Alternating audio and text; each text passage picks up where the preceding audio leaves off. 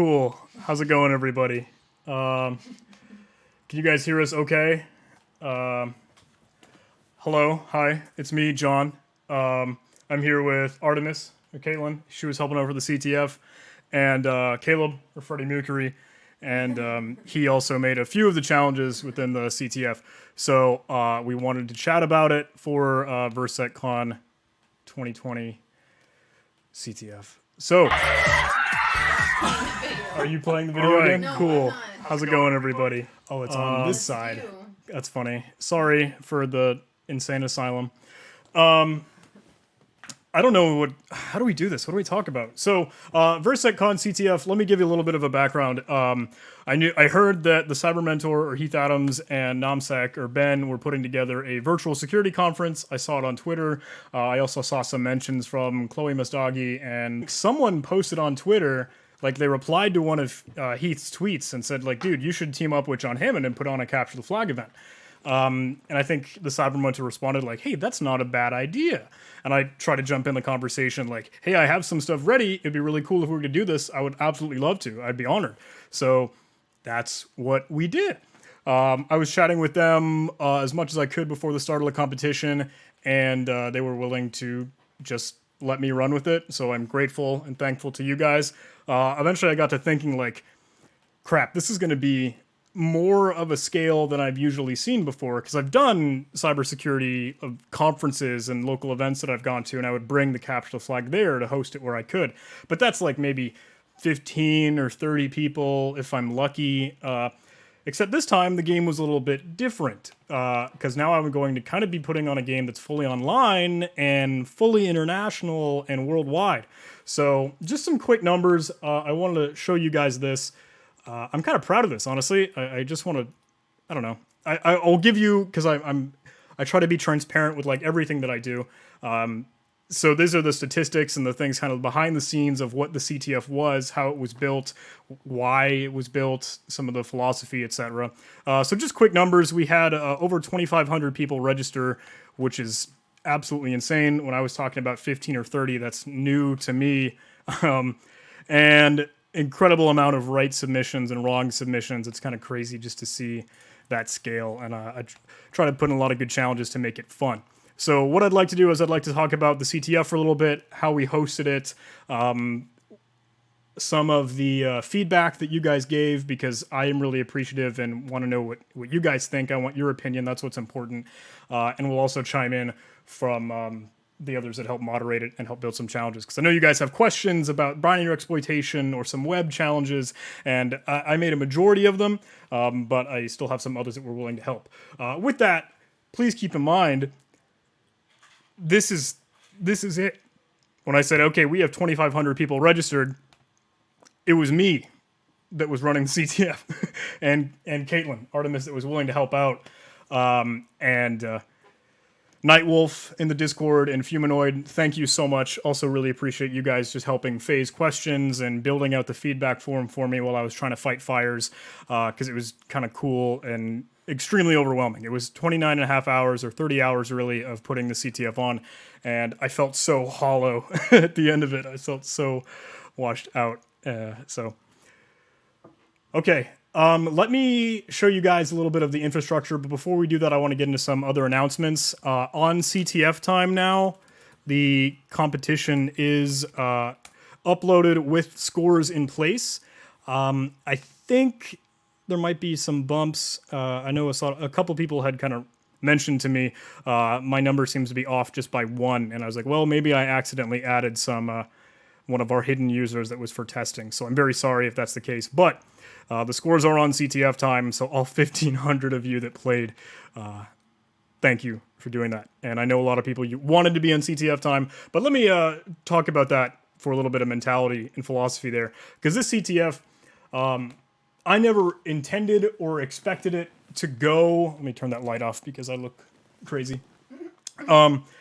I never intended for this thing to go on CTF time. I never expected it to be at this scale. I never expected it to be this ginormous. And I know a lot of people were going hard and were loving it. And I'm very, very happy about that. So some people that were like hard charging for the winning places, I want to remind you, this game was for fun. The game was to learn. It was for education. It was for some activity and some exercises to play over the weekend with the VirSec conference.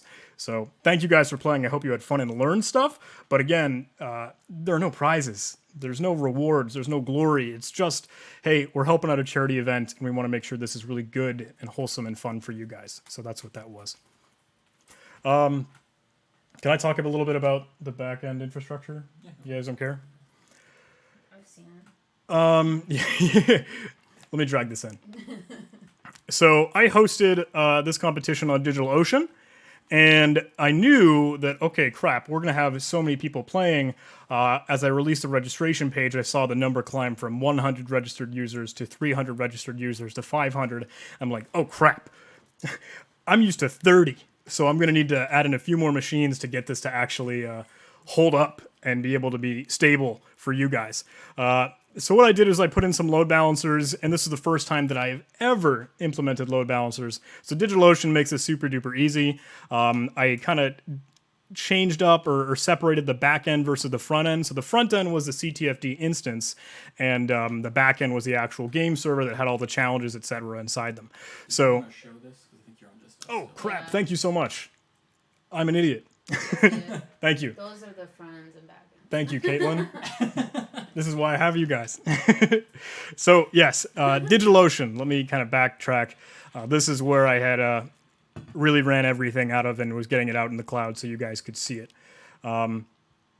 That's the front end load balancer. I kept having issues with 5. I don't know why. So originally, and you guys can attest. Like when I was going downstairs, I was like pacing around the house like an idiot. Like, am I going to have enough load balancers? Is this thing going to crash? Everything's going to burn when people start to play. I was like, is 3 enough? I remember at one point you were like, I have 5. Should I make it 10? I'm just going to make 10. I don't know. Just make 10. So we ended up with 7 that I fully built out. Again, for backend as well.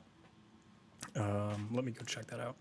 So for actual management point of view, I had some stupid cheesy scripts that I would just kind of spit together to be able to go ahead and connect into each of these. I would have a couple for like immediately logging in so I could go do some maintenance on each of them, and I would write some things to kind of bounce challenges or add to them. So other tangent that I want to talk about, when I was building out the front-end load balancers to spread the CTFD instance out, I realized, hey, I'm not keeping my session. How come I'm not staying logged in? It was I would click on one machine, and then because I would know the load balancer would bring me to the next, I didn't have my session. I wasn't logged in anymore. So I learned a lot about CTFD, and that, well, I need to actually have, for one thing, a database server that all these challenges are going to be connecting to that's separate from the actual instance itself. And I learned I'm going to go ahead and need like a Redis server or like a caching server to actually keep track of my user session. So there was just one instance of those, the backend database and the Redis. But I would like to put together like a tutorial series or some videos that are more pointed and more specific and tailored to actually doing this, like how to set this up, how to install, get the database ready, get Redis ready, and how to do this entire thing. So that's the idea soon, hopefully. I do really want to do that. Also, what I noticed is that when I was building out the front end, after I had those other servers, I would be adding the challenges into the CTFD instance, which I'll hop over to. So the problem is when you supply some things that are actually like files that should be downloaded or actually accessible, they're uploaded to the machine that you're working on. And if it's across a load balancer, suddenly they might be on one machine, the file itself, but it's not going to be on all the others. So learning point for me, make your clones and take the snapshots after you've already uploaded everything. So you don't have to kind of spawn them and spread them out across all the different machines. That was one thing that I had been trying to do. And I realized I would just copy the CTFD uploads file. Let me jump into one of those and I can show you guys. Front end, VSC. These should still be up. Yeah, okay. So these are in the CTFD instance that I have over here. They have an uploads directory. Oh, I just went back to the same directory that I was in. you can see in that uploads directory, these are all, I guess, the hashes that CTFD would use for all those files. So if I were to move in there, you could see these are all of the actual files that you would end up downloading. So, and I would need to spread those across all the different instances. And that also made it difficult because for the challenges that we're working in with a backend service, someone might have hammered something or DOS something, and I was out trying to put fires out. And I would make a change. I need to make sure that change happens across all of the instances. And so I would do that with the backend stuff with Docker.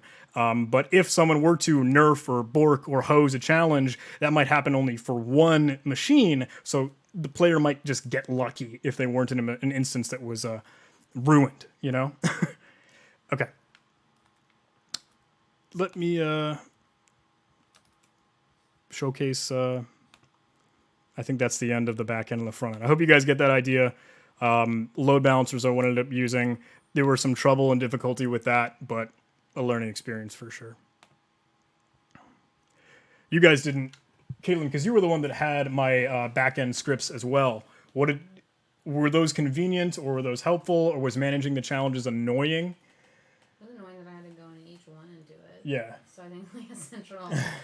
So, I don't know, a way to push it to all of them. I don't Yeah. know if there was a way to script that. I know we did that like very last minute. Yeah. I also didn't have a whole lot of visibility on what challenges were still in place or what was broken. I set up some health check scripts, and they would see if a challenge is up by just connecting to it, but I wasn't able to see, hey, was the flag removed? Was it modified? Are people dropping in stupid files that shouldn't be there? Or And that, tossing a challenge. yeah, or completely nerfing Pickle Jar. I'm really sorry about that. Whoever was doing that. We ended up only taking Pickle Jar out of the rotation. Let me show you those challenges. And I know we can move into some questions about the challenges because you guys probably have a lot of those. So I am still logged in as an administrator, so I can see all the challenges. I know it's closed for now. A lot of people are asking if I can bring them back up. Let me think on that. I do need to, because this is now live and all of my challenges are kind of free to the world, I probably have to rewrite some if I ever want to do an event like this again. Okay. Let me talk about the challenges and showcase what they are and what they were built with. So I'll hop into one of these, the backend servers. If they're still up. I don't know if they went up or not. Okay, cool. He's up. So I stored these in challenges as a directory. I also had a health check script that I'll show you that. And I don't know how well you can see in this Vim, but it would read out of the Docker compose file and actually go ahead and verify the challenge and the port, and it would try and connect to it and just say, hey, was I able to successfully connect to it? Did it time out? Was it refused? If it was refusing that connection, it would go ahead and just stop it, make sure that it's not actually running, restart it, and run it. And that was handy for me, but again, it didn't give me all the visibility of, is this challenge completely nerfed? Is someone DOSing it? Is the flag still there? Et cetera, et cetera. It would just bring it up and down. So we had a lot of, I think, good service uptime, but because I needed to, hey, stop people from creating some of these Docker instances that for some reason were still running as root, that gave the users permission that they shouldn't have. That was the issue with Pickle Jar and Chasm and stuff like that. So let me show you Chasm as a good example. So all of these things that were dynamic and active challenges are running in a Docker container because I don't want to give a real vulnerability like local file inclusion or remote code execution on my real machine. So I would end up adding users with that Docker file and then making the maybe gimmick of the challenge or copying the files in. What I needed to do now is make sure that, okay, all of those Docker instances are actually running as a low privilege user and don't have the ability to write in that directory or ruin things or modify the flag. It's interesting because if I remove the write permissions on the flag, some people could still remove the flag because you had write permissions in the directory. That's a good tidbit in case any of you are also CTF maintainers.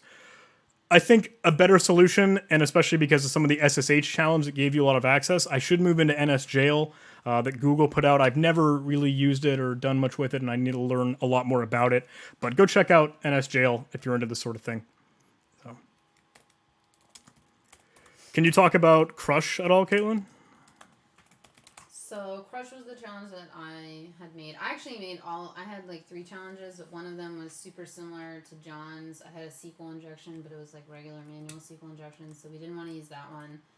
I forgot to write a solve script for one of mine, so I didn't know how to solve it anymore. So we couldn't release that one, and it was taking us too long to fix it. So we got rid of that one. That was a PHP one that I was gonna put up that we originally wanted to do. And then I had the Shellshock one that I had. I made these all back at the academy where John and I met in college. And and actually most of John's challenges came from him running our cyber team. So Crush was a challenge that I had made. All of my challenges are Disney themed. You're welcome. But yeah, so Crush is a Shellshock vulnerability challenge. So the intent of that was that you have to find the CGI bin folder and then the .sh file. And I kind of give a hint. I don't remember exactly what it says when it does that. I think it says something about like, oh, there's like shell code running here. And the intent is then to use the Shellshock vulnerability to... I use curl. I had a solve script that I had written. I used curl to do this and was to be able to poke around the file directory and then actually cat out flag.txt. The intended way that we changed this challenge was that we actually made a flag user, and then you had to go into the user directory and into his user directory and like find the flag in his home folder. So that's pretty cool. I've actually never... This is my first challenge that I've ever like put out for people to solve, other than within like my own friends. So that was pretty cool. Yeah, I don't know. Yeah, this is what I used for my Docker file. Like the image, the instance that was running. What else? I don't think there's anything else. Yeah, I mean this is just the basic structure of the web challenges, that I would pull something that has Apache and PHP and then add the files in for those PHP web-based challenges. John, they said that my mic... Yeah, sorry, because you're reading into this, you need to... You're fine. Okay. You're fine. Sorry. Volume. While we are talking about challenges, are you cool with talking about some of the binary exploitation? Sure. Talk loud, Caleb. So I was doing... so I made return label and shopping list. So I don't have a write-up for return label. Do have one for shopping list. So return label was a buffer overflow, pretty standard buffer overflow. Do you have? I mean, you can open up the ape thing if you want. If you don't give a shit. Oh yeah. Release these or not? I don't really care. I mean, there were write-ups already out. So. Okay. So it's pretty straightforward buffer overflow exploit. Basically, it just asked you, hey, where do you want to send the package? It even gave you the address of printf. So with the address of printf, you can then kind of figure out what the libc version is, and then basically just return to libc.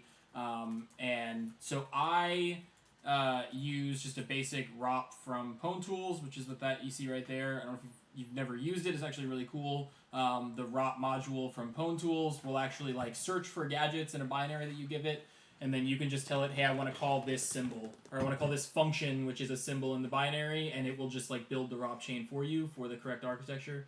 So that kind of is like a, not really cheating, but just like a easy way to quickly throw a ROP exploit together. There had been some questions, like John said, I was not actually helping manage the CTF. However, I did hear there were some questions about how I was at work. There were some questions about how you would actually figure this out without knowing libc. So in both of these cases, you can figure libc out, and I'll talk about how you do it with shopping list specifically. With this one, you were given the address of printf. So in both cases, you can actually use something called the libc database. In most cases, you can use it to find the version of libc. If you want to go to there's a web version of it. If you want to go to it, John. Just Google libc database. And I think it's like BUKKAC or something like that as the website. Yeah. So basically what this does is that each version of libc, the offset within the binary for each of the different symbols in the binary is going to be slightly different. So if you know the last 3 hex characters, then in general, no matter, even with ASLR on, those last 3 hex characters are going to be the same no matter what address the binary was linked to. And that's because those are page offsets within the system. So what you can do is, if you have a leaked address from within libc and you know which symbol that it's pointing to, for example, in the case of return label, we knew it pointed to printf. You can go to that libc database you can put in those last 3 hex characters. You can put in that it's printf, and it'll tell you, hey, these libc versions had that address. This doesn't work perfectly because it has to have indexed that specific version of libc. So if you're running something that is like a custom kernel or a bleeding edge kernel or anything like that, likely you're not going to find that in there. That being said, if you're running something like Ubuntu, I know all of the Ubuntu versions, I'm pretty sure, in the libc database by default, which is what this Docker image was based on. So had you put that in there, you would have found the exact libc version. You can download the libc binary and do the exploit. So that's how you would find that. I don't think there's a lot more to talk about with return label. It's a pretty normal standard ROP challenge. Shopping list was a little bit different. It was a printf exploit. So basically it gave you the options to add and remove items from your shopping list. The items in the shopping list were stored on the stack, and there was a limit of, I don't think it mentions it in the actual binary when you run it, but there's a limit of 10 of them, and it's a rotating list, so if you add more than 10, it'll just wrap back around to the beginning and erase old ones. But the important thing was that I believe it was after you added an item, whenever you edited the item again, it would print it back out to you with printf. So it's a printf vulnerability. You can put printf modifiers in there. What that allows you to do is, one, it allows you to leak memory by using just standard %p or %s to leak things from those addresses. And then, two, it allows you to also eventually get, possibly depending on how the exploit works, it allows you to get arbitrary write access in the binary. If the place where your format string is stored is also on the stack, then you can normally find your input, so that string you put in, you can find the offset to it, and then you can use the input itself as an address and write to a random location of memory. That's a really probably badly explained because it's more technical and hard to get into in a video like this, but you can do that. I do have a write-up for this one. I have solve scripts for both of them, but that is the gist of that one. You can leak addresses up the stack with printf, so you just leak a bunch of them, and once you find something that looks like... You can identify libc symbols normally because they look like pointers to memory, but they're in a different segment. A lot of times they might be, you'll see either 7f something something something, which could either be the stack or a shared library, or so it's usually how you identify them. And then I usually test it in a debugger on my own machine, and the offset you find the return address to, you can then use that same offset in the remote binary to find the same address on the remote binary. So you'd leak up the stack and find the offset in the printf exploit to get to, for example, the libc or libc start main, symbol. Once you find that on the stack somewhere locally, unlike GDB, then you take that same offset and use it on the remote binary, leak that address, again, throw it in the libc database. You have the version of libc, and then you can start doing your overwrite. To the way I did it is I overwrote one of the addresses in the GOT to force it to call system. And so then whatever I typed in, it would send to system, and you could type in like bin bash and you get a show. That was very quick and kind of sporadic. Yeah, sweet. I mean, there are totally a ton of write-ups already out there, which is still bewildering and crazy to me because these are just things that we tinkered with and explored and played with. So Caleb made those 2 challenges because I need a little bit more binary exploitation. We never had any reversing. I tried to put that in with Seed Spring a little bit, but all these others here. So Seed Spring and Crush and Meme Factory were the 3 challenges that we released during the competition because I know, hey, that's kind of normal for what CTFs do. Like, hey, just to keep things interesting, spice it up, we'll add new challenges in.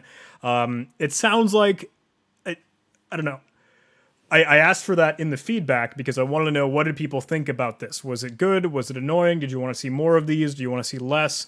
Because I wanted to keep the game engaging and interesting, and I also wanted your feedback. So Meme Factory, I think we still have a lot of good questions on, which a lot of people ask me about that, and I'm pleased with that. Meme Factory was like one of my favorite fun things. And I think that's all we can talk about at a high level. Oh, actually, excuse me. Let me just mention the social media sham because this is just an interesting human thing.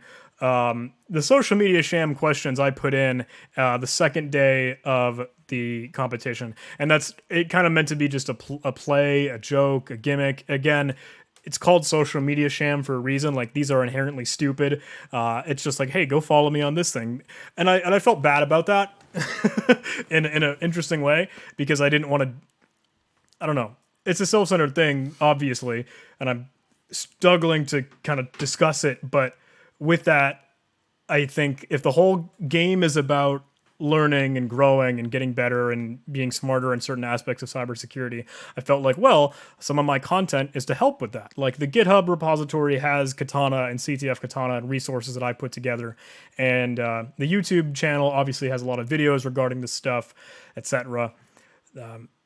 So I thought, well, let's try it. Let's see what I can just kind of put in there to kind of get some more support and help spread the word. So please don't hate me.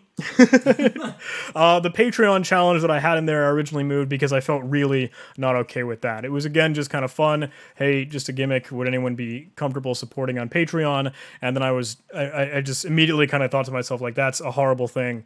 The whole event was for charity and donations of much greater causes. So I removed that and pulled that. That was stupid of me. But again, a lot of lessons learned, a lot of things that I kind of got from this, and I want to build out to make this maybe better if I ever do this in the future, or help really have a framework to monitor a CTF game that you're running and prepare it and build it. So those are the thoughts on that.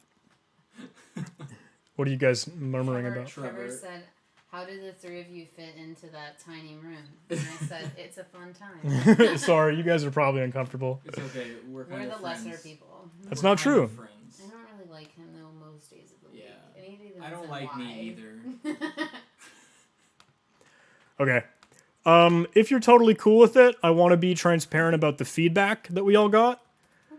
So we asked for a feedback form, and I always hate doing these, especially because it's annoying and it takes time away from me playing a real CTF. So I released this like 3 hours or 2 hours before the end of the competition, and I wanted to scream about it and make it really well known, because I genuinely want your feedback. I want to know what was good, what sucked. Did the infrastructure actually hold up? I know where there's some challenges where things were on fire, and I want to be better because of that. So I wanted to get what people thought. These are the questions that we asked. I wanted to make sure everything was mandatory because I seriously wanted your input. I actually thought about making this challenge that would give you a flag. It would give you like 300 points or something absurd, so people would do it. But I wanted to have me manually send the flag to you, so that way I could verify that you actually gave me real constructive feedback, not just the letter A for every single answer. I realized that would be stupid and it would set me on fire even more. And people would get really angry that how come the feedback challenge is worth points, especially closer to the end of the game when people were already kind of a little bit, I don't know, in the moment. Yeah, competitive for those that were near the top. Keep in mind, though, it felt really good that we had, I think, like 5 or 6 teams or individuals that did 100% the game out of the 1,500 people that were on the scoreboard. I think that's pretty cool. I'm really happy. And I also feel like looking at the scoreboard, it's incredible just to see how everyone else was on the map and what they were tinkering with and what they were exploring with and why. So, all right, I just kind of want to scroll through these so you guys can see them and maybe we can chat about them too. Oh, I bumped the mic. Binary was personally a nightmare for me. Excellent. Me too, but I like doing it. Pretty easy. Done almost all tasks in 4 hours. I don't know about that. I feel like the majority of the people did not solve all the tasks. Yeah, I think the people that did 100% got to the actual solving all the challenges at the middle of the second day. Yeah. So challenges were awesome. Thank you. Difficult. I'm a beginner. So it's interesting because We had a lot of beginners. I obviously am not able to speak to the difficulty of the CTF because I made it, and these two had some few challenges in there. But I wanted to sprinkle in stuff that was beginner friendly. So the warm-ups for one thing, simple strings challenges, simple base 64, and then some of the web, because web is my favorite thing, and it's a bug bounty conference, right? So explore that. I haven't done binary exploitation. I know the timing was kind of rough, but we wanted to align the time of the CTF with VirSec conference. Did I spend challenges wrong in the survey? I'm a fool. Where does it say that? I don't know. Trevor's a fool. Trevor, why aren't you calling him out on the fucking YouTube? On a large scale, it was easy. It's good. Where does he see this? I don't even see that. Remember, Trevor, if you're reading these, those are other people's responses. I hope no one is angry at me for sharing these. Again, all the submissions are anonymous. I just kind of wanted to get a vibe for, let you guys see a vibe for what the CTF was.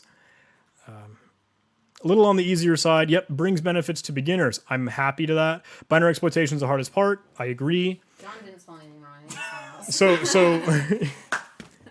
So shopping list and return label were intentionally our hardest challenges. And again, kudos to Caleb for crafting those, because binary exploitation is always like the hardest thing. When we brought Meme Factory in, I considered that like my hardest web challenge. So that's why that was a 200 point, but shopping list still takes the cake with 250 points. I did not participate. That's great. They must have done the conference. They probably did the conference. Okay, yeah. I was gonna say like, cool, bro. Wanted to fill out your form. Oh yeah, some people are talking about the capture the flag video. I can't wait for that. Challenges for all levels, that's good. Gradual learning curve, I loved it. So I had a really, really sweet message from someone on Discord that I don't think I'd be able to track down the challenge, the message itself. But someone had said to me, this was really, really good. Honestly, it took the place in my heart as the best CTF over Pico. And I'm like, oh my gosh, that warms my heart. That was some high praise. And I don't know, like I'm blind to it. I'm desensitized to it. And I know some people are like, hey, some of the challenges are on fire. Stuff's broken. But it sounded like overall, it was a really positive response. And it's so surreal to me to see like all the write-ups and to see it on CTF time and to see the numbers that participated. So that's cool. That's pretty cool. Did you learn anything new? I really like this. I was looking through some of this because some of these I didn't know. Like I want to learn from you, especially on the stupid capture the flag video. Some RSA stuff. Someone did something that you said it yesterday. Oh, the way you can scroll to the frames. Yeah. I saw some people in write-ups using the real CTF tool or RSA CTF tool, and that was cool. Difficulty, I appreciate it. Thank you. XOR and images, yeah. So the 2x pad challenge. A lot of new things. Someone mentioned in here that for the PDF Max challenge or for the latex interpreter, they used some out-of-band communication to get it to call back to his server. I'm like, wow, that's awesome. I normally would just have it run a command and display the output for me. But still, that's friggin' awesome. ASCII 85 encoding, yeah. So a lot of people were talking about Obfuscabiss, and I know that challenge was just mean. Obfuscabiss. I think I have a write-up for that. I gotta work. Some people couldn't put enough time in. I know that was tough. You never used ZStag before. Ooh, I'm very happy. I wanted to make that a direct thing, and that's what a lot of the challenges originated as. Where I was trying to teach other people at the Coast Guard Academy, hey, these are great tools added to the toolkit. Shellshock. And I was like, okay, good, I do. All right. So Okay. people were like, this isn't working. And I was like, I don't think that's supposed to work, but let me try So it. this one is important for me. I feel like, did you experience any downtime or availability issues? What could be done to improve? And the majority, again, is no. Pickle challenge. Okay, pickle jar. Yeah. Yeah, pickle jar. I know. Oh, the YouTube flag was very annoying. So that was a social media sham that was stupid. Again, just to hopefully pull in some subscribers. I love you. I don't know why that was happening. You saw someone had mentioned to you, like... Oh, someone ran Bursuite and Yeah. they said it was appending spaces to the end of the flag submission. And I was like, and it was the only one it was doing too. And I was like, I have no idea. They sent me screenshots. I was like, I have no idea why it's doing that. I was like, because I never had an issue submitting any flags, and I made a couple of accounts to test stuff, and I never had issues submitting stuff. So it was really weird that like people had those issues. I don't know why. I still don't know why I did that. So brute forcing on Netcat, yes. I know Clockwork and Gammer, and I think Pincode were also giving some people a lot of trouble. I feel like that was probably part of the load balancer issue. And I think for Clockwork, I even started to specify specific IP addresses for one of the backend servers. and it was still annoying for some people. I was like, man, I don't know if that's just the network being, okay, servers in the United States, some people over in Chile, some people in Italy, some people in Turkey. That was incredible, worldwide CTF, but also new problems for me and new experiences that I haven't learned before. I played all day and had 0 problems. Awesome, no problems, no downtime at all, nothing. Everything I tried broke. Yeah, pickle jar. Missing Cho was the other one that Missing Cho. kept breaking. Yeah. That we had to keep fixing. Missing Cho was a classic example of it running with bad permissions. So people were able to change the password of the user they were logging in with. And I was like, gosh. So I try to Or they made the flag executable, so people were just running the flag. Yeah. I think that was that challenge. Yeah, Missing Cho, and some people. So the solution for Missing Cho had a couple interesting things. I saw someone had actually opened the binary with TAC or reverse cat because cat was removed, and so was chmod. The whole point was that chmod wasn't there, so you couldn't execute the binary. One of the solutions was to make it executable with Perl. Another solution I've seen was someone using SCP to actually copy it over to theirs, which is incredible. So it's really, really cool. Did you get to the COVID one yet? Oh no, there's one answer in here, isn't there there? it is. It's at the bottom. There it is. Thank you, community. I seriously love you. Downtime or availability. Yeah, it's because of COVID. Bad jokes. My whole life is a downtime. Bad joke. Yeah, I don't know why Jot would take a little bit to load too. Yeah, I noticed that, but it eventually came up, and I think a lot of people, when they said that it wasn't loading for them, was that they legitimately hadn't fixed the token for admin. Like, I got a lot of people that said, oh, I just changed it to admin, like, why isn't it working? And I was like, well, the whole point of a JWT token is that it has a secret, like an encoded secret. So you have to be able to crack that secret with the token before you can just change the name. Otherwise, you're not doing anything. You're just submitting a broken token. Yeah. Broken token. Yeah. Why was my mouse? How is admin support? So response time, quality of help. Yeah. So that's the conversation of me and Caitlin. Again, because this is 2 people trying to run this 2,500 person CTF. So let's see how we did. A lot of people say good. A lot of people see great. Some people didn't care. Some people didn't use admin support. That's good, and I appreciate that. I was looking to say, like, was I okay? Like, were we hosting the game the way that you wanted it to be played? So very happy to hear all of the positive responses. So, thank you. Again, just learning for me. Social media stuff put me a little on fire because I was trying to respond to all those people. Eventually I put the flags and stuff, but that was just stupid questions. Fast responses, pretty good, etc., etc. So, okay. Glad. Thank you. What was your favorite challenge and why? Loot box. I don't know if that's from AUCTF because that's not a challenge. That's not one of ours. I don't know. Whatever. Scripting ones about brute force like pin code and similar. Cool. I'm glad some of them worked. Calculator was cool. My favorite questions are people asking me we're like, one of my favorite questions now that calculator got brought up was, how many times do I have to solve this to get the flag? And I said, well, it's in the scripting section. And they were like, but how many times do I have to solve it to get the flag? Yeah, and until the flag shows I up. said, I would write a script, but if you want to sit there and solve all the math challenges, you go for it. We saw something in the responses and the feedback that said someone used a Wolfram Alpha script to go ahead and create it. So that was super cool.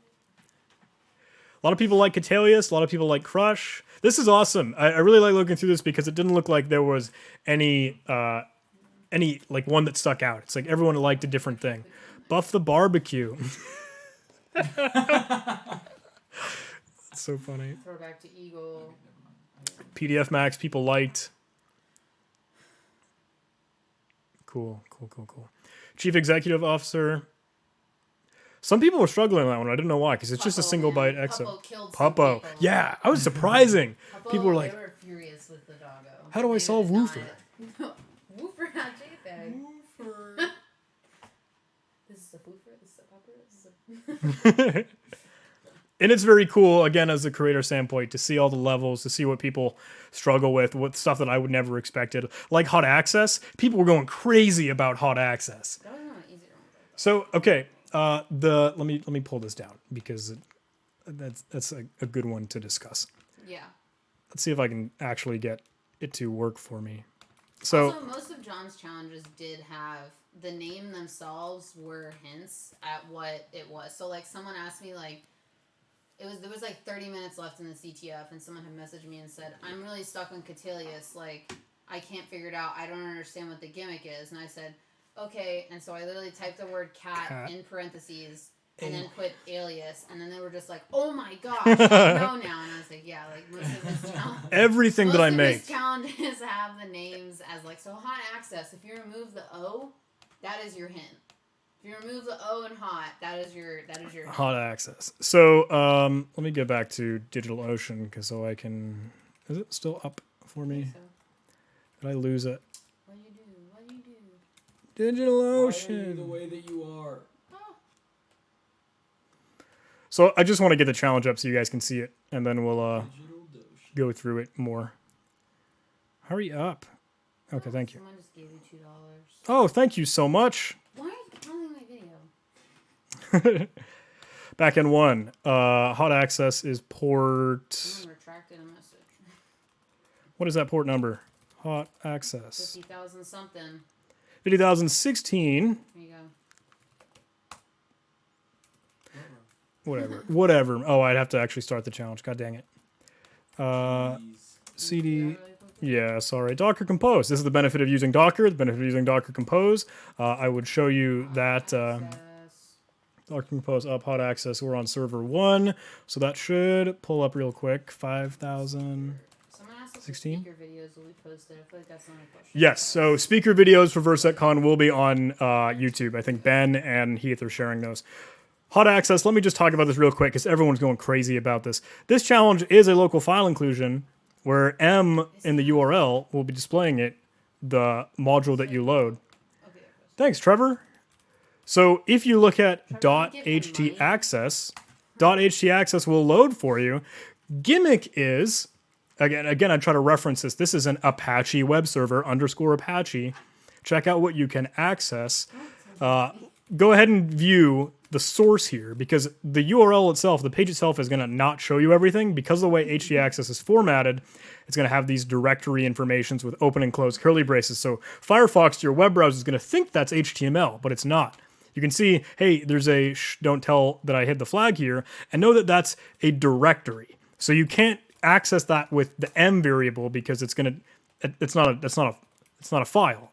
That's a directory. You can go to it though in the URL here, and that has directory indexing and listing on there. So you just go and you get the flag. Simple challenge that was fascinating for me, again, as a creator to watch to see what people learn with and from, etc., etc. Okay. Sorry, let's go back to feedback so we can talk about this. Oh, some people liked Obfusc Abyss. Capture the flag. The kid jumping in the sky.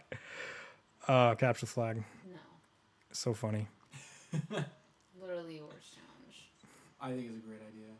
So capture the flag, that video, that YouTube video, that was the last challenge in the warm-ups that I added in at the last minute, like the day before the competition. I want to throw that in there just to have like, oh, I got to have more challenges in here. And it was a little bit of a time waster. A gimmick flag. Yeah, it was just like hey, it could require some cybersecurity stuff. Download it with YouTube DL, FFmpeg, look through the frames because it's a short video, etc. Yeah, social media was stupid. My bad. Capture the flag. People hated it. The YouTube challenges. Obfusc Abyss. This was cool.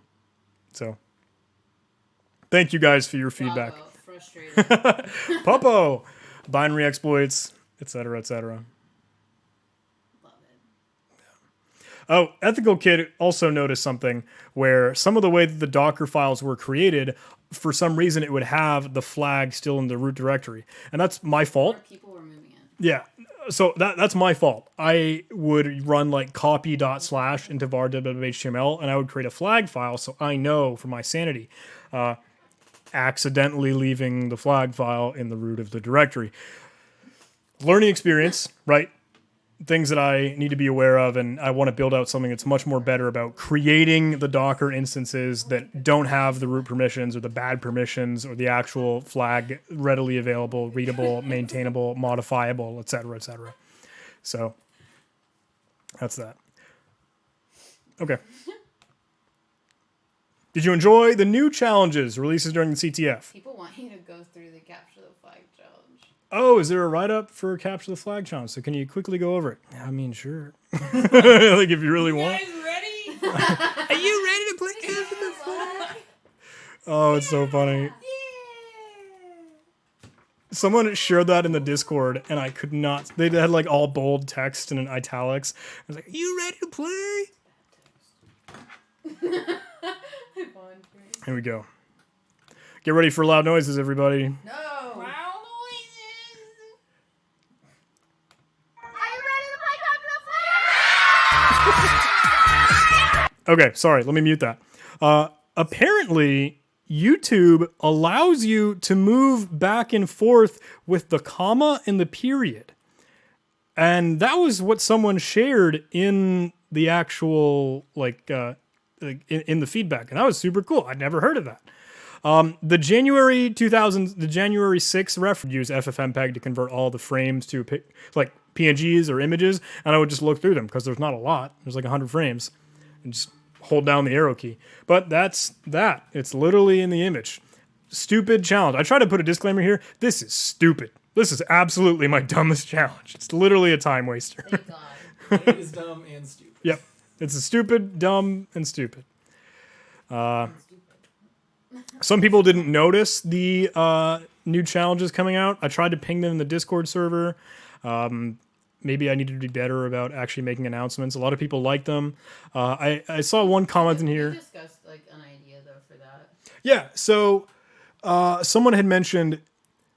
Can you mention that? Oh, I read one that was like having a timeline posted like when the CTF starts of when we're going to release challenges or when we're expecting to release them, because we did say from the beginning we were going to try and release new challenges if the first round was like all good and all the challenges worked. So I think we released Meme Factory, we released Crush. What else did we release? And Seed Spring. Those are the Seed three. Spring, yeah. So we released 3. We wanted to release a couple more. We just didn't have time with like the fact that only 2 of us were running stuff. But maybe having like a timeline of like dedicated times we were going to release challenges. No, not saying necessarily how many or that, but just like at this time we're going to release, and then like again at this time possibly. That was something someone had said. I like that idea. Yeah, I think that's the most fair. Yeah, that's the sane explanation is to have a timeline as to when new challenges are going to be released. Because some of the hard hitters, some of the strong guys were like, "This is stupid. It's annoying. I hate that it rearranges the scoreboard." Some of the guys that are lower are like, "No, I really love to see these new things. I want to keep exploring and learning." And you got to have Shellshock in there. So that's that. What other challenges would you like to see more of? People said a lot more web, which is surprising to me because we had like 15 web challenges. That's the biggest section. Some people wanted some boot to root style challenges. I would love to make these, but that totally was not what the CTF was. This one was a classic Jeopardy game. It didn't have reverse engineering. Some audio stego would be cool, or some Windows and stuff. Yeah, I know my CTF is very Linux leaning, just because it's better. Just in fact.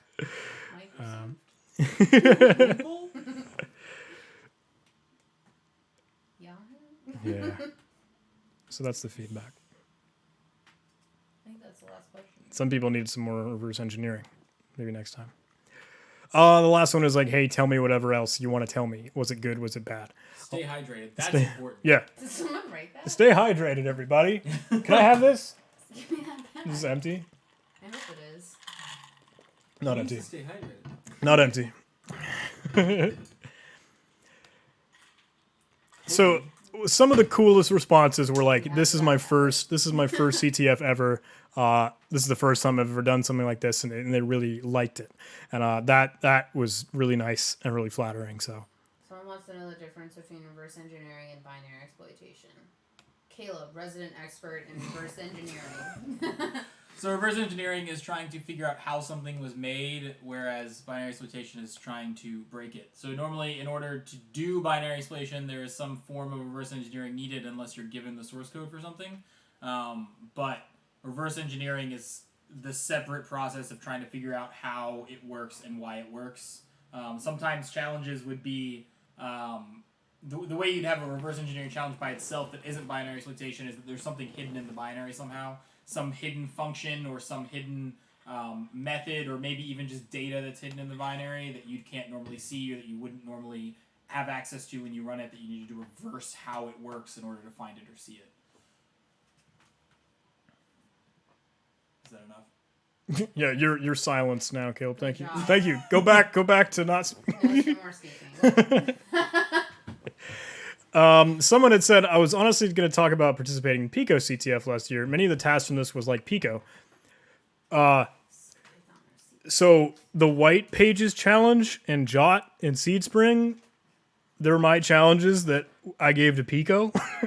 So that might be why they look familiar, right? I made those challenges in Pico. Good CTF. Good CTF. Overall CTF was awesome. Thank you. Thank you. Thank you. Good CTF. Stay awesome. Overall, I'm really happy to see all the positive response. I know there were some bumps and bruises, but I think doing it and putting it together and with all the people that were playing, I'm really pleased. So I hope you guys are too. I hope you guys that played had a lot of fun, and I hope we can do this again sometime. Okay, I guess can I just open it to questions, or I'll try and monitor the chat to see if anyone has more specific questions as to what we're doing. We're at like the 50-minute mark, so it'd be cool to just kind of open the floor to you guys. Is there anything else that you want me to showcase or talk about or cover, or any questions? We're asking, will the CTF challenges come back online? Maybe. Give me a little bit of time to think. That sounds like a bad idea. I know. So originally, No, I also meant the comment. Someone said I had the idea to give everyone a virus while playing CTF, and you have to reverse engineer it to get rid of the virus on your computer. Sounds like a rough. I Sounds like a rough day. I wouldn't delete that. I wouldn't download that. talk about brainfuck. Okay. No. So Obfuscabis. Obfuscabisk is so mean. Can you have your write up for it? Wow, this is the lowest amount, right? Isn't it? This is the least solved challenge. Is it? I don't know. Yes. Was it actually? Was it really? Yeah, it is. Oh shit. So Obfuscabis is meant to be a series of random, stupid, esoteric, obscure encodings, or obfuscation, right? Hence the name Obfuscabis. And the original file is a lot of brainfuck, I think, to start with, and it's just ginormous. It slows my computer down. Obfuscabis. So let's unzip Obfuscabis. So now we have brainfuck.txt. So let's cat that out and watch my terminal hang. 36 megs. Why did you cat a 36 meg file? I froze my. So that's brainfuck. Let me close that. Let's see if I still have the source for that. How do I keep all this text over? GHD, CTF, Obfusca, challenges. Oh, good. Obfuscabis. Subble create. Okay. So this is a mess. And I don't think I ever even corrected this or got this right. But it went from brainfuck to JavaScript encoded to URL quotes to base64 to base85 to a QR code to hex to binary, just stupid garbage. But again, here's another challenge. Like, here, let me let you spend time on this. And let's see if you can do it. It's also was showcasing all the different kinds of encodings. Like brainfuck, you have to know what it is to be able to work with it. JavaScript encoded, JSfuck would be cool. URL quotes with the % signs. And I want to get base 85 in here, or ASCII 85. A lot of people were like, what is this? This looks like DNA. It looks like codons. But the open and closing waka wakas, the greater than less than symbols, and the tilde, telltale sign for ASCII 85 or base 85. Did you just say waka wakas? Yeah, dude. What is waka waka? I'm cool. I'm cool, like the cool kids. Type Waka Waka on YouTube with Shakira. Like the same reason Wait you. for the World The same reason you say sea surf. So no you one says that, John. Except for No Dave. one. Dave says that. dub data.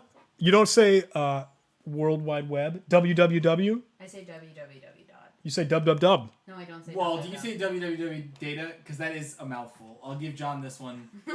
It's a mouthful. Stop siding with him today, okay? Once! I did it once! What else? What do we have? What else do we have? Host more CTF. Give me $100. No. That's someone else said that. I'm reading what they said, not me. Someone wants to know how you create a vulnerable machine and try to attack it. So, what kind of virtual machine are you referring to? Are you referring to like a literal whole virtual machine? Because if you wanted to do like a boot to root thing or something that like Hack the Box or Try Hack Me might have, shout out to you guys. Then it would be a full machine with decorated like, hey, a vulnerable FTP service or a vulnerable SMB share or guessable credentials. For the CTF, like the Jeopardy style stuff that we're doing, No one. that Caesar. it's a meme. Please make it a meme. Someone asked about Quack and Meme Factory. What? I don't know. I think that was a So joke. we data. That's good. We want challenges up again. No, I don't Everyone wants challenges up again. Let me think on it. I can put it up. I can put it up for like a week. I'm not gonna help you. Well, obviously, You're on your own, John. I have to go back to work now. you can't go to work. I can't. The world is locked You're down. gonna die. Hashtag be an essential employee.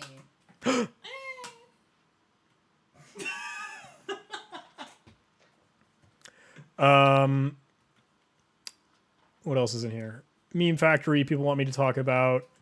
Was there said, another one? Quack. Quack. People want me to see Quack.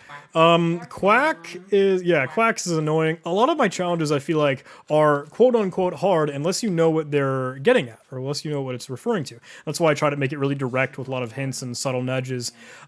Quack is a What is it? Something honk, get the bonk. What is it? Mess with the honk, you get the bonk. go get your shirt. We found this binary on a USB drive someone left lying around. That's a reference to the rubber ducky USB drive that Hack5 puts out. Oh, I should be displaying my screen. Quack. We found this binary on a USB drive someone left lying around. There's a note that reads, "You're the one." So "You're the one" meant to be the rubber ducky song. Rubber ducky, you're the one. You make bath time lots of fun. Thank you. You're welcome. And Here. yeah, that is. And the USB drive, again, reference the USB drive rubber ducky. So you get this binary, decode that payload. It's base 64 that you'll decode to an image that gives you the flag. So real simple. Meme Factory, I can try and spin up if you guys want to see. Meme Factory. My terminal's still open in backend. Alright, whoever's continually putting Quack was easy, someone asked. Whoa. Meme Factory.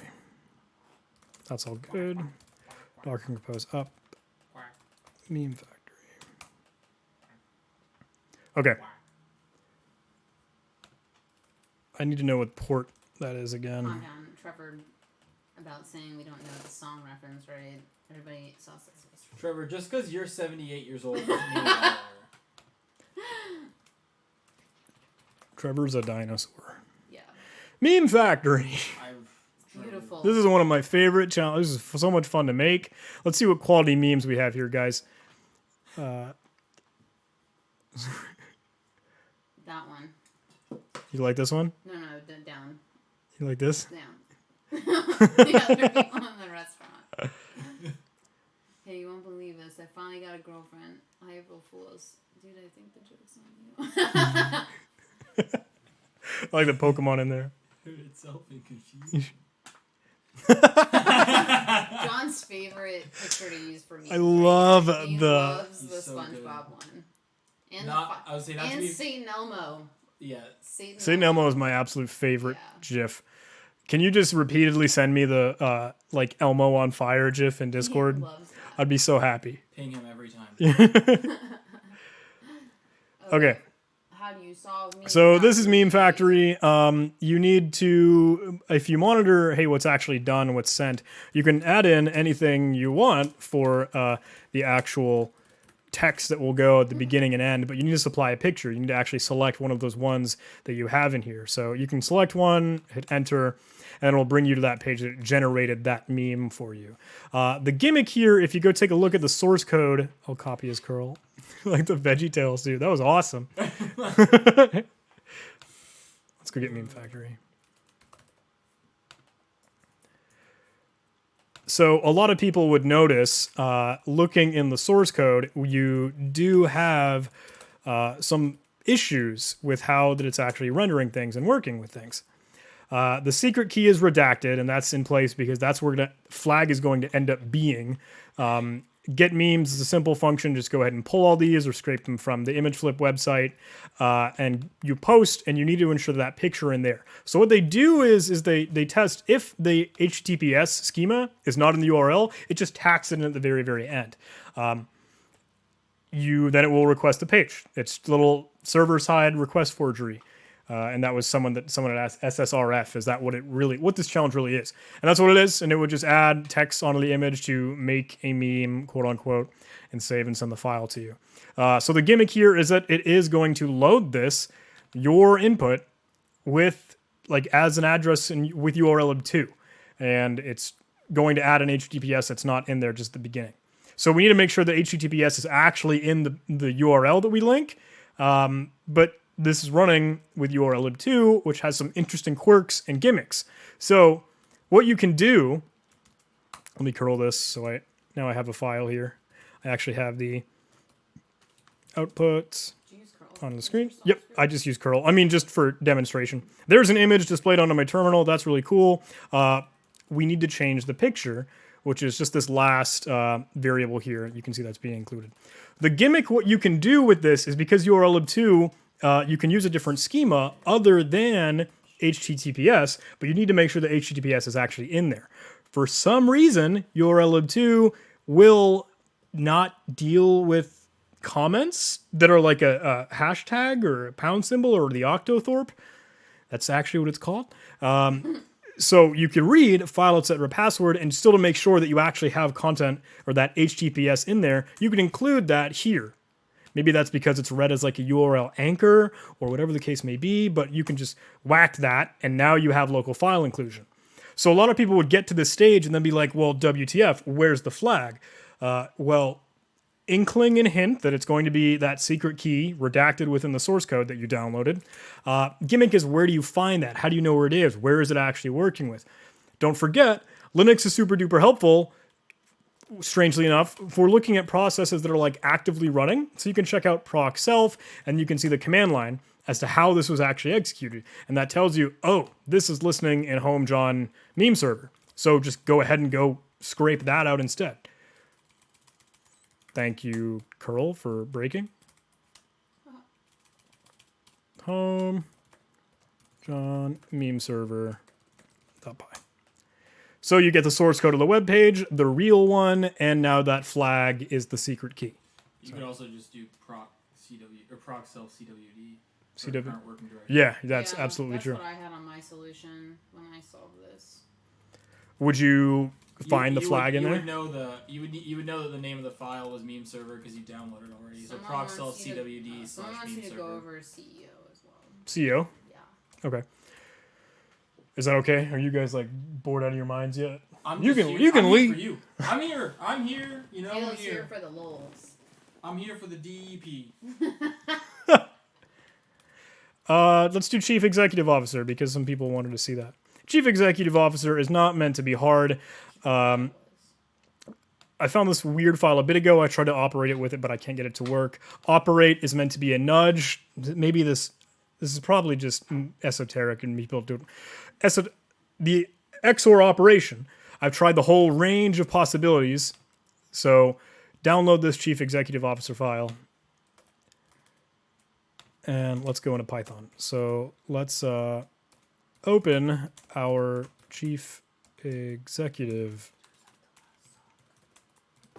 I know it's safe in cyberspace, I guess. Let's read let's read RB because we're in Python 3. So, A, there's all the bytes and bits and stupid things for what that content file is. I would recommend XORing this because the reference is Chief Executive Officer. Originally, that challenge was called Executive Order, and that was another, like, hey, I'm trying to get executive and or all in the same kind of title here. So literally just loop through a single byte XOR. You could do for I in range, do like a 1 to 255, and then just do pwn XOR. But make sure you do that. You want to import pwn because pwn will allow you to do that really, really easily.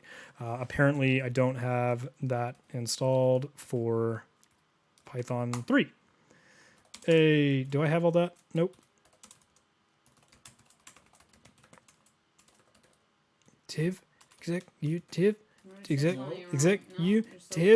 officer. I'm sorry. I don't do this for a living. Type? Yes, you do. I do. So, okay, now we have the contents. Now let's see if we can import pwn. So the literally just loop through the range of 255. Me just knowing the key off the top of my head, we could take that and go ahead and do pwn XOR C, and the byte is 137 because it's the closest thing to leet in note here. So let's just decode all that to make it a string. This is hard to do with a microphone in front of my face. John, you're just bad at typing. I'm just bad. So now you have all the new lines, and you'd be able to look through that. I would just grep at this point because I'm in Python. I had someone send me their text for this. Oh, yeah. And I found the flag in their text, and they told me that they didn't have the flag, and I was like, no, like you do have the flag. You do.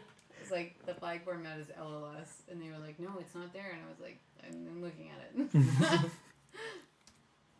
So that's Chief Executive Officer. Again, not intending to be a hard challenge. Anything else? Some people want to talk about TaxStack. TaxStack is another format string vulnerability. You just leak up the stack. Thanks, MV. I appreciate your kind words. Any other questions you guys have? Will the challenges be up again? I don't know. A lot of people have been asking. If I leave it up for like a week, will that satisfy people? I don't know. That's satisfying. Yeah.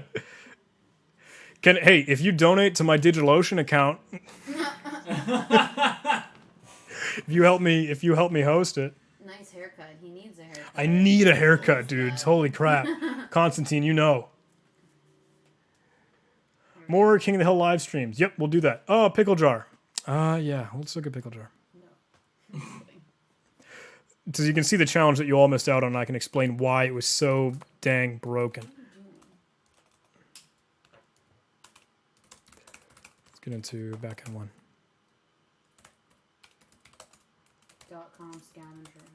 .com scavenger hunt. grep tac-r. Yeah, I was looking at it. I didn't solve that one.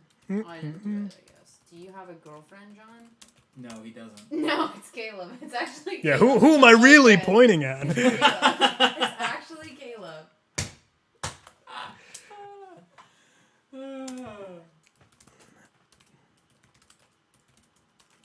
This is your face reveal, isn't it? Whoa! This is Caitlin's face. What the what? Oh, you commented him out because I do. you commented out. Yeah, because I didn't want people that knew that the port was still there to keep DOSing the challenge or get into it because it was broken. You're right. She's right. He was like, let's just remove it from the scoreboard, and I was like, so the people that already have all the challenges like written down right now are just still gonna keep doing this if you don't take it off. Oh, shit, what was that? That was 5009. What the heck was that port? I literally just looked at it. 5009. Yeah, that one. Are you up? Maybe you're just straight broken. He's broke.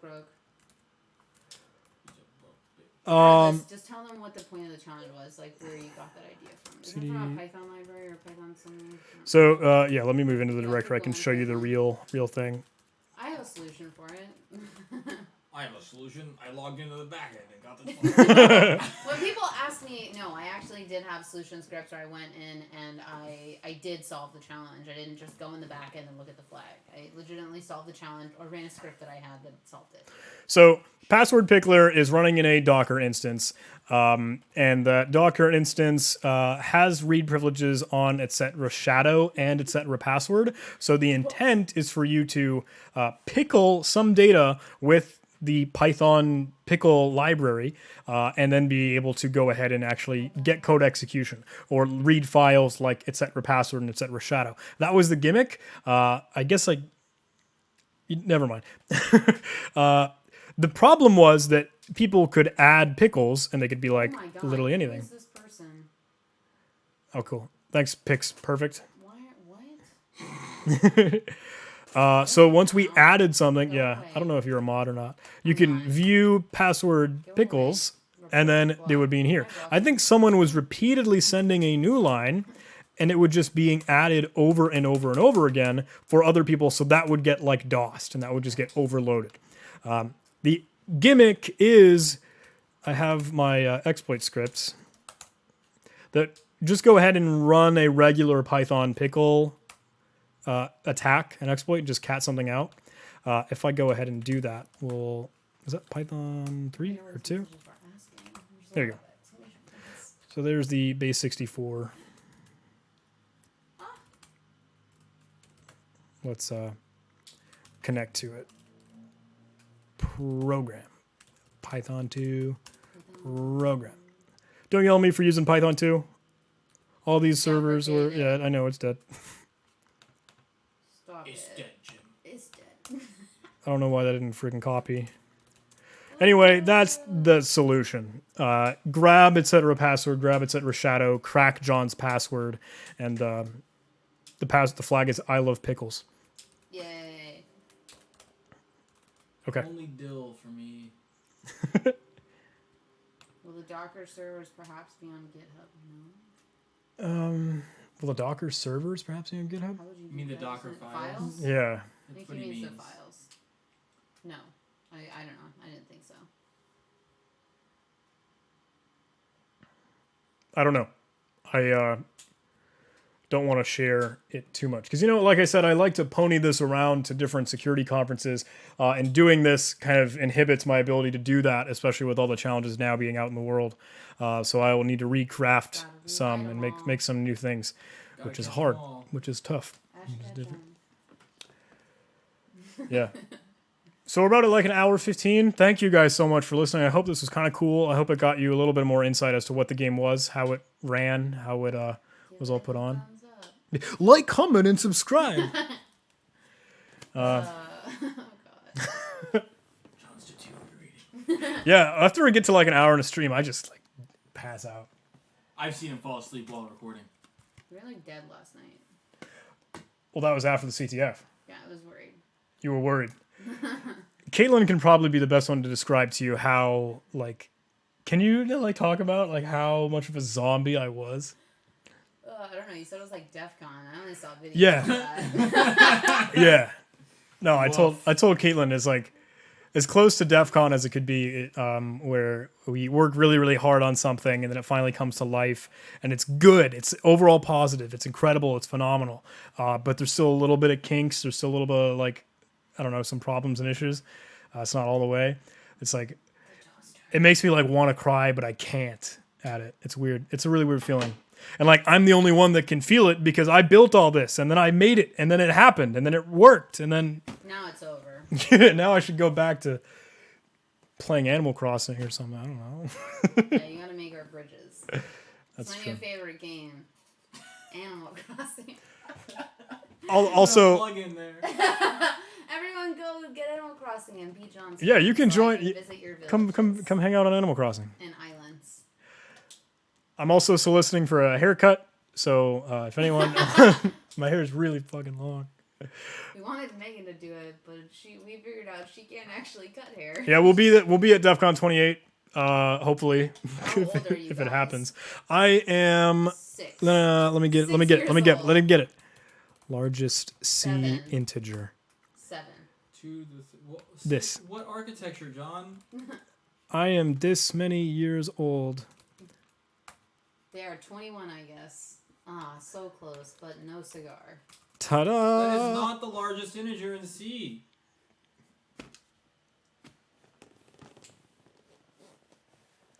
Okay. I hope you guys had a lot of fun. Caleb's the oldest because of his mustache, but yeah. If you I'm have also just older. If you have any other questions, please don't hesitate to reach out. Again, I want to do this to be as transparent as I can be with you guys, with everything that I do. And it's been really, really cool to get these guys in here with me. So kudos and thank you to Caitlin, Artemis19, and Caleb and Freddie Mercury. Special shout out and thank you to Ed Sheeran.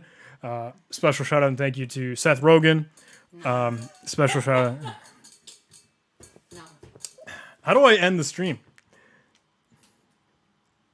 We fork on Caitlin's computer. No, don't do that. Caleb, get off my computer. Goodbye, everybody. Thank you so Bye. much. If you had any questions, reach out to me on Discord, email, Patreon, PayPal, LinkedIn, Facebook,